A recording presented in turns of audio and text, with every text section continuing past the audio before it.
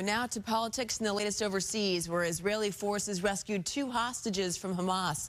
But this morning, President Biden is warning Israel to tread carefully in its war efforts.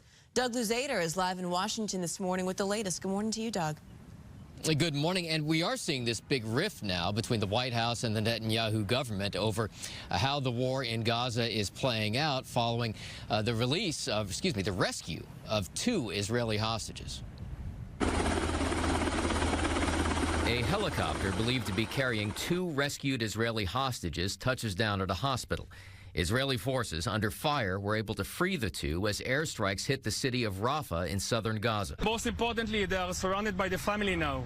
And the family that they haven't seen for the 128 days since the 7th of October massacre. Victory is within reach. Israeli Prime Minister Benjamin Netanyahu defending Israel's campaign in Gaza as the White House is ramping up pressure over civilian casualties, with President Biden speaking to Netanyahu yesterday. The emotion is agreed to. On Capitol Hill, the Senate is closing in on a massive $95 billion foreign aid bill that includes funding for both Israel and Ukraine.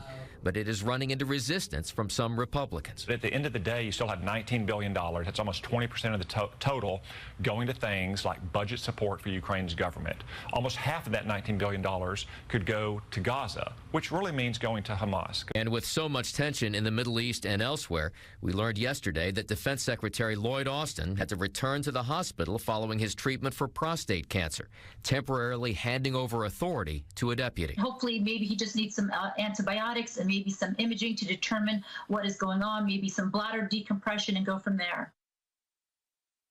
Handled this hospitalization much differently than the first one involving Secretary Austin, where the White House wasn't informed about it. This time, they let the White House know right away. Melvin.